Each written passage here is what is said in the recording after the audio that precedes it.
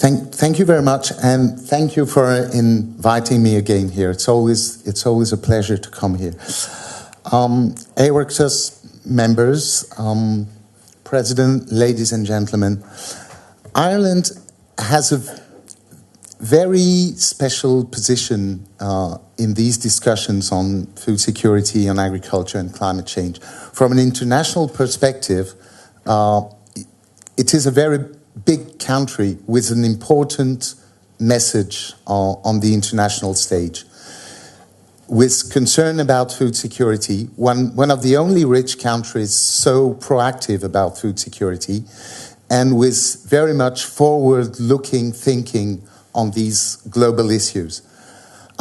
Growing sustainably, I do not think one word is more important than the other, because there is absolutely no choice about it.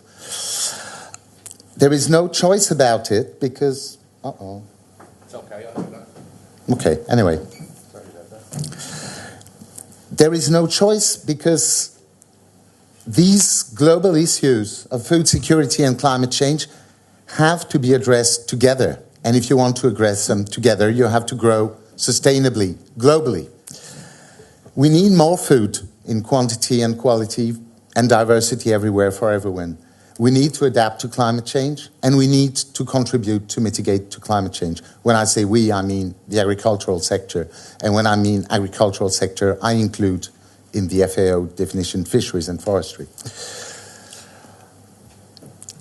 The global demand is going to increase. According to our projections, the global demand for food in the world is going to increase by 60% in 2050. And even though we have to look in the future, we must not forget that right now 850 million people are hungry in the world. Most of them are farmers, smallholders. And there is 1 more billion people malnourished, lacking essential micronutrients such as iron or proteins. The map is also important because you'll see that some of the areas which are the more prone to hunger now are also the more vulnerable to climate change. So this is a projection in calories of the demand for food towards 2050. The important point is that there is population growth, roughly a third of the gross population. But on top of that, you have income growth, urbanization, which is driving a shift of diets. And the part of the demand which will grow the more quickly is livestock products. According to our projections, what's important is the order of magnitude. But globally, we expect a doubling of the demand for milk and dairy products toward 2050 and plus 88%. And maybe just to come back, this is a projection of the demand. It is not the needs. With these projections of affordable demand, we still expect to have 450 million hungry people. So to a certain extent, this is not even enough not to have hungry people. This is only to answer the economic demand. So, and these products, livestock products, of course, need much more plant material to be produced, as you know. So we have to produce really much more. And at the same time, climate change is already threatening food security. And remember that in the UNFCCC, Article 2 says that one of the aims of the convention is to manage climate change in such a way that it will not threaten food security. And we've already, to a certain extent, we're failing this objective. This is a map of a projection of climate at the end of the century with an average increase of 3 degrees. You know, the objective in the UNFCCC conference is 2 degrees, but now we know there are less and less expectations that we will be able to achieve that. A report has just been released saying we must not go above 4 degrees. So this is 3 degrees in average. The important point is that when we say 3 degrees in average, it means the double of that over land. It's less than that over sea, but when we say +3, it's +6 over land. That's important because we always think, okay, 2 degrees, we can manage here. 6 degrees, and even more in certain areas. How do you manage +7 degrees in countries where you already are above 38? And then, again, we always talk about average. But what is important for life is not the average. It's the extreme. What is important for rice or for corn is that if you have +4 or +5 degrees at a critical moment of the growth of the plant, you have no crop. If you have +4 degrees and you're breeding chicken in August in France in 2003, you lose everything. So, and this is a point where agriculture is so specific. When we speak about extreme events, usually you count death.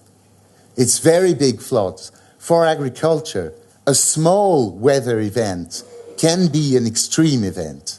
And this is something we always have to repeat. Because even before the increase of extreme events, we have to face increased variability. Losing 10 days of rain in the Sahel, you lose everything. And speaking about rain, it's much more difficult to make projections on rain patterns and precipitation in the future. The various scenarios are a bit different. But what they all say is that globally, wet areas and wet periods will be wetter. Dry areas and dry periods will be drier. And most of the time, in these dry areas and dry periods, it's already so dry that we are at the limit of what's possible. And there again, variability is key. And what we know is that there will be increased variability. These are global projections, but what we want to know for agriculture is what's happening, what will happen in a precise place at a precise moment. There are now some projections which are more local specific. This is an example in Morocco. I want just to stress 2 points. The first one is that, as you can see, there is a very sharp decrease towards 2080 for rain-fed crops. This only takes into account temperature and rain and the average, because I'll come back, there are other effects. If you can irrigate, you can still increase production. The problem is that at the same time, we know that in Morocco, beginning in 2030, there will not be enough water to irrigate more. And the other important point I want to stress is that already in 2030, we are expecting decreases in production of cereals and fodder in this country. The reason why I'm stressing that is that we're always speaking about what's going to happen at the end of the century, so it seems so far. It's not that far, especially in certain areas. There is also sea level rise, which is going to have very huge incidents in certain countries, like in Bangladesh, for instance. Just received a mail this morning saying that probably in 50 years, 8,000 farmers will have to abandon their activities there. But what is also very important, but very, very difficult to model, is the various impacts of all these changes on the way ecosystems functions. That's A very easy example is pollinators. If you have a discrepancy between the life cycle of the bees and the life cycle of the flowers they feed on, and the flowers are also depending on the pollinators, you won't have any more crops.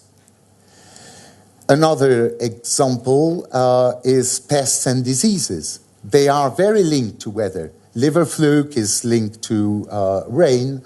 West Nile is linked to temperature and humidity. But there will be huge changes in the way pests and diseases are going to behave all over the world. In Norway and Canada, now they're getting concerned because if there is not enough snow, they will have much more pests than they had before, and they do not know how to manage that. So there are lots of unexpected risks which could happen all over the world.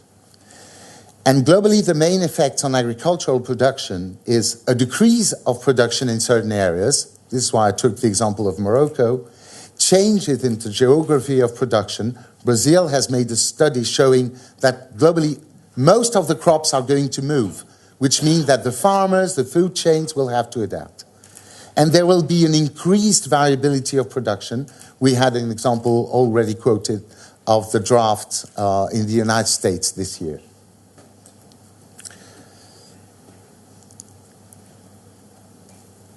And this,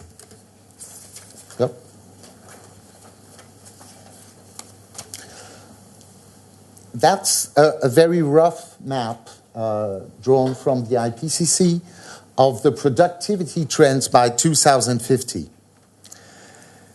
There will be an increase of productivity in mid and high latitudes, here for instance, and a decrease in tropical and subtropical areas, the areas where right now we already have hunger and where population is going to grow. It will affect the most vulnerable countries, but also some very important exporting countries. A study from IFPRI, using various models, shows already a significant decrease of production in the American Corn Belt. So just try to have in mind the impact it will have on price volatility, on how you're going to grow your livestock on countries depending on imports. So it will also have an impact on food and nutrition security. And when I'm speaking about food and nutrition security, it's not only the availability of food, it's also, as I've said, most of the hungry people are farmers. They will have to buy food because they won't be able to produce anymore. It will have impact on the most vulnerable people. The same study of IFPRI arrives to the conclusion that there will be a 10% increase on malnourished children because of climate change, as regarding a scenario without climate change. Why is it going all alone? And it will also have impacts on malnutrition, because of course, when you get poorer, you can eat less meat, less dairy products. So that's global picture. And what can agriculture do to mitigate? And when I'm saying contribution, it's because we really see it as a contribution to. The first role of agriculture is to ensure food security. When you take the global emissions which are linked to agriculture, this is a compilation of, there are very contradictory figures, and this is a compilation taken from the HLP report, High-Level Panel of Experts on Food Security and Nutrition, which has been issued last year. And I take this opportunity to thank Ireland for its support to the work of the High-Level Panel of Experts. So 13% of global emissions are directly linked to agricultural activities. 2% are energy and other inputs.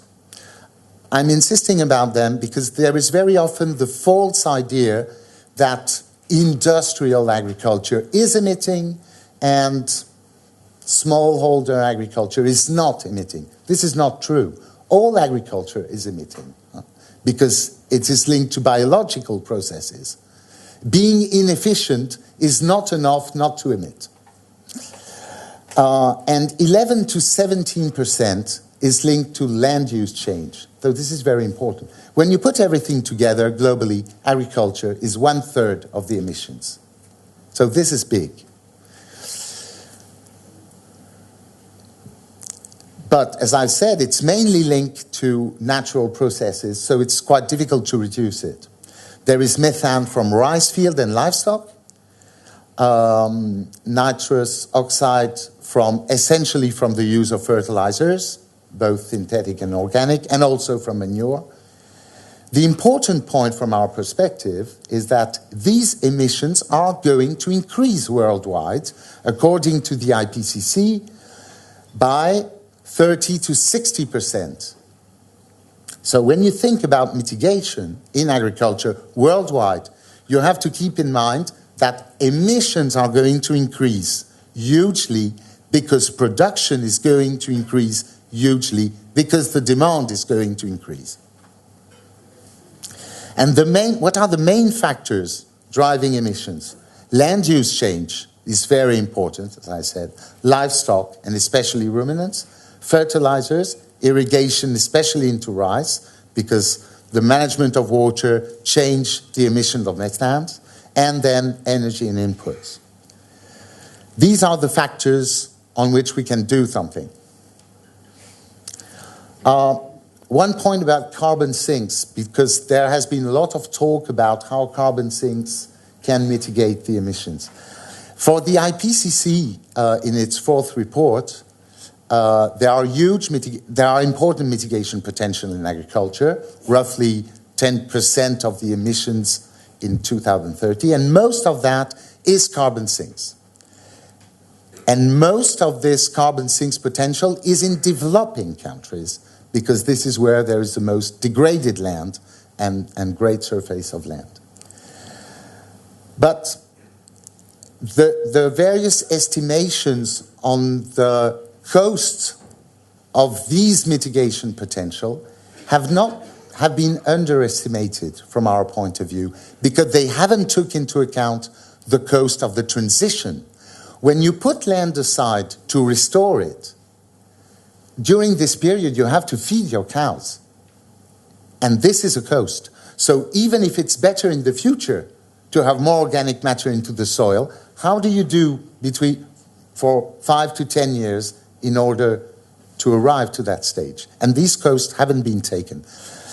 And another very big issue, the minister was speaking about the UNFCCC negotiation. One critical point is the permanence of these carbon sinks. And FAO is advocating for a long time now conservation agriculture, which is globally no-till with some improvements. And we now realize that often farmers abandon the practice. When you abandon the practice, you release carbon again. That's an issue. And another important issue is what happens when average temperature increase, or you have a very big heat, as in 2003, some carbon from the soil is released. How do you account for that? Especially when you have peat. So from our point of view, and this is also what has been advocated by the high-level panel of experts, we have to assess, when we think globally, we have to assess jointly mitigation and food security. These are two global issues, two global public goods. So we must reduce emissions at the lowest food security cost and improve food security at the lowest emission cost, which is, you'll find again, resource efficiency here. And we have to assess the cost of mitigation taking everything into account. Beware with comparison with other sectors. Agriculture is different. Yeah, you're probably used to saying it, but and so we also need to find out the appropriate metrics to assess jointly food security and mitigation. And one of them is to measure the improvements in efficiency rather than in absolute reductions, because, as I've said in the beginning, we have to increase production by 60%. So the global picture of what we want to do is quite clear. What gets a bit difficult is when we want to achieve that. And globally, what we need is more efficient and more resilient food systems. This is why we're advocating for what we call climate smart agriculture, which is you have to take into account the need to produce more, the need to adapt, and contribute to mitigation. And this is really mainly being more resource efficient, use less land to produce more, less water because we will have less of it, and it's also linked to energy, less inputs to produce more, because it's all these various resources which are driving the emissions. So if you use less of the resource to produce more, globally you're mitigating. But what is difficult is to get more resource efficient and still be resilient. If you specialize extremely on one crop, you're very prone to any risk on that crop. So we have to find ways to be more efficient and at the same time more resilient. A very easy example is reducing the yield gap in Africa. The small bars are the yield, in yellow are the average yield in the countries. In blue, what can be achieved in a farm when you have the best management of resources. And why this is important? Because it will enable us to preserve forest, carbon sinks, and produce more. So this is behind the concept of sustainable intensification of crop production. Sustainable intensification of crop production is to use better all the various resources, water, management, genetic resources, by strengthening ecosystem functions in order to produce more. I'll just take one quick example. Usually when you grow rice, you just spread urea in the water. By doing that, you lose 60 to 70% of it, either in emissions or pollution of the water. Urea deep placement is to put it in the soil 10 centimeters below water. You lose less of it, you produce more, less cost for the farmer, less cost for the state who is subsidizing in Bangladesh, and less pollution. So this is an easy example of resource efficiency. Less use of input, more jobs, more income. Same if you introduce legumes in your rotations. Importance of the genetic resources, both to improve efficiency and to be more resilient. Many countries, most of the countries in Africa will have in 2050 a climate closer to another country than to the climate they have now, which means that they will have to use genetic resources from another country. I'll get to the livestock sector. Lots of parameters do play a role in the efficiency in the livestock sector. Health, fertility, genetics, the feed you use. Improving any or all of these factors is a mitigation action. We've made a study on efficiency in terms of greenhouse gases in the dairy sector. And globally in pastoral systems, you emit 5 times more, I would say, than in more efficient systems. So if you improve the efficiency by improving health, by improving genetics, by improving nutrition in inefficient systems, you mitigate climate change. Death rate of calves is 25% in Africa. Improving this will improve the efficiency of the sector and reduce the emissions. This is an easy one. I always use it to make people understand that mitigation is in agriculture is not what you can think about when you're outside of it. Biodigester is a classic one. We've spoken about LULUCF, improving grassland and rangeland management to restore degraded land is a very important option, especially in developing countries. Agroforestry also. And when we speak about increasing resource efficiency, we have to think food chain-wide. Globally in the world, we lose or waste 30 to 40% of the food. In developing countries, all along the chain, in developed countries, mainly the consumers. So these are very different depending on the products, also depending on the regions. Consumers in Africa waste 2% of cereals. In Europe, 40%. But in Africa, you lose cereals all along the way. We are much more efficient here all along the food chain. So globally, the global figure is the same. But there are margin improvement in the two cases. So, as I said, we have to address jointly these two challenges. There is no choice about it when you look forward and when you look global. We have climate change will bring new risks and change existing risks. So managing properly risk is absolutely essential. When I say managing risk, it's not about insurance. It's about monitoring risk, having veterinary services. It's about identification of potential ways to reduce the risk. It's about acting quickly. Blue tongue disease, for instance.